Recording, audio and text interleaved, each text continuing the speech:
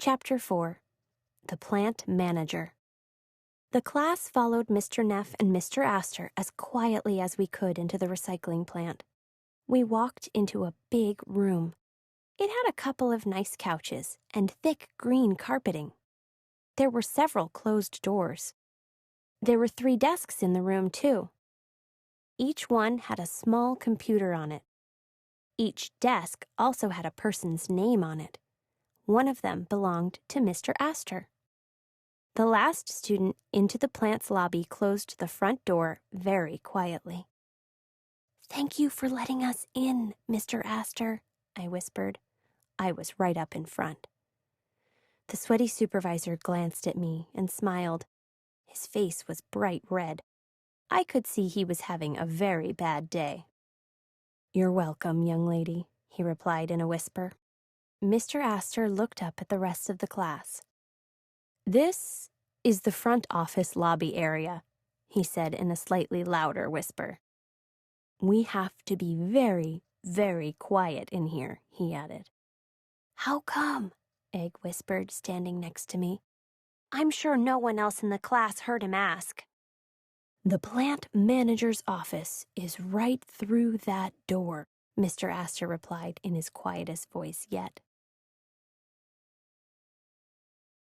Mr. Astor pointed at a very fancy-looking wooden door across the room. It had golden trim and an engraved nameplate. The nameplate said, Mr. Greenstreet.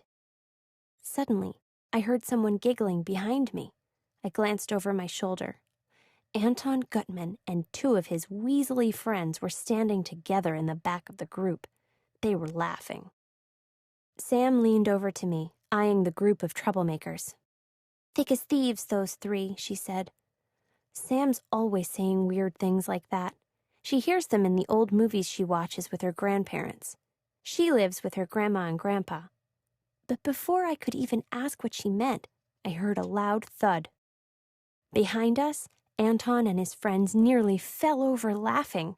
I looked around and spotted a baseball bouncing away from the manager's fancy office door. I guess that's what made the loud noise. The ball bounced right under Mr. Astor's desk.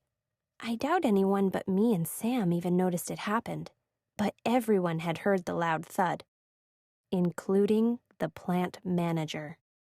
Suddenly, the fancy door flew open. A man came storming out.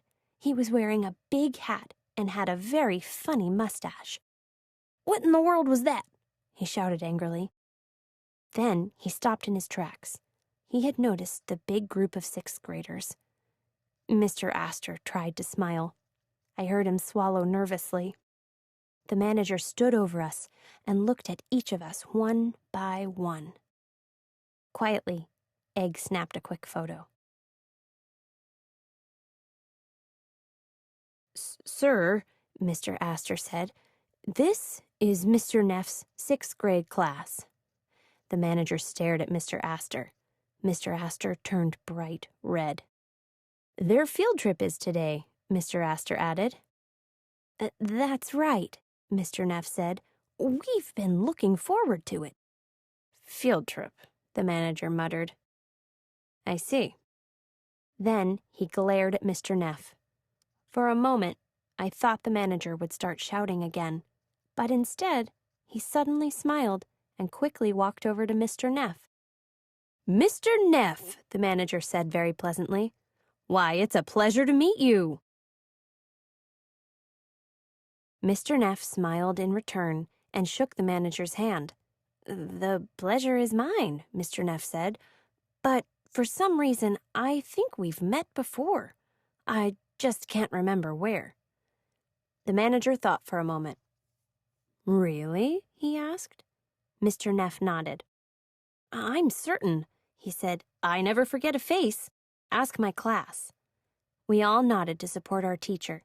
He was bad at names, but we all knew he was great at remembering faces. "Mr. Dallas, isn't it?" Mr. Neff said. The manager shook his head. "Mr. Austin, perhaps." Mr. Neff tried again. "Nope, my name is Mr. Greenstreet. And I don't think we've met before, the manager said. Mr. Neff seemed confused. I was sure it was Dallas or Austin, he muttered to himself. Or maybe Arlington? Well, enjoy your visit with us, class, Mr. Greenstreet said. I need to get back to work. Oh, and did Mr. Astor tell you that most of the machines are broken? The plant isn't running today. Yes, Mr. Neff replied. I'm sorry the kids won't see the plant in action. Mr. Greenstreet shrugged. Can't be helped, he said. With that, he walked back into his office. Then he slammed the door behind him. Chapter 5. Turned Away.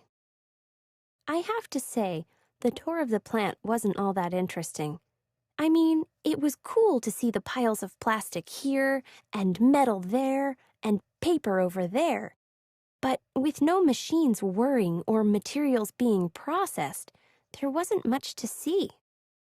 Even the plant workers were mainly standing around. Egg took some photos of the stopped machines and the workers standing near them, but even Egg was bored, and he's hardly ever bored when he has his camera. By the time lunch came along, we were all glad to go out to the picnic area and get some air. Mr. Neff stayed inside to talk to Mr. Astor. This is the worst field trip ever, Gum said as he unpacked his lunch. What a waste of a day. Sam shrugged. It's better than sitting in a hot classroom, she said. I guess, Gum agreed.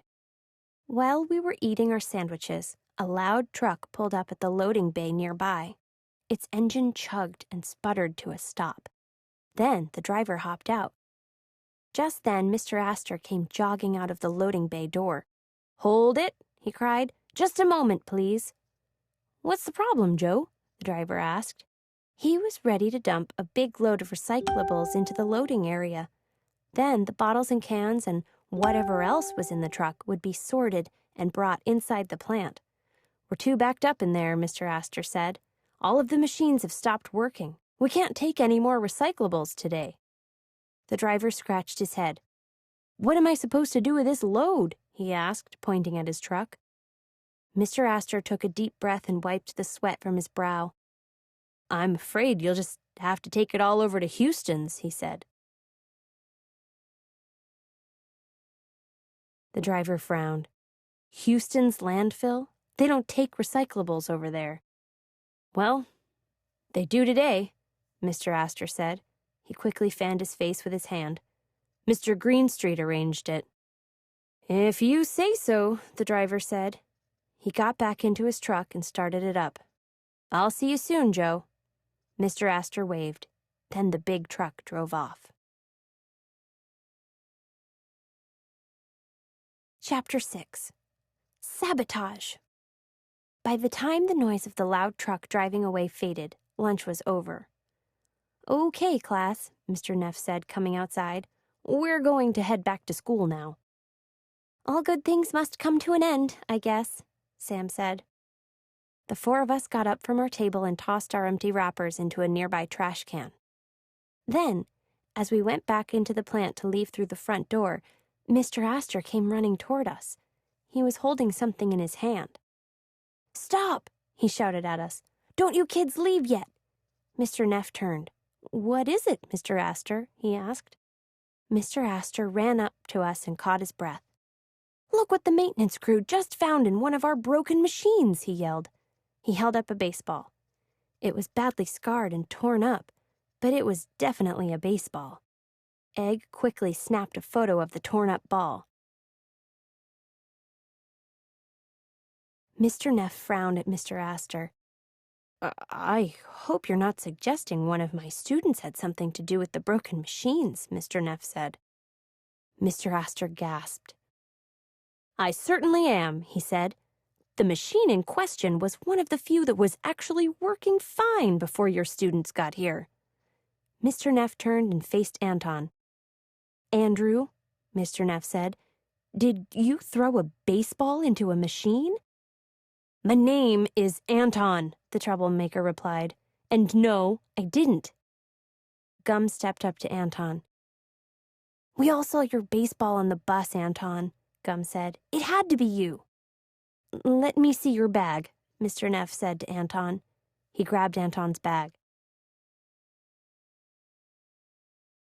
Anton looked around. "Okay," he said.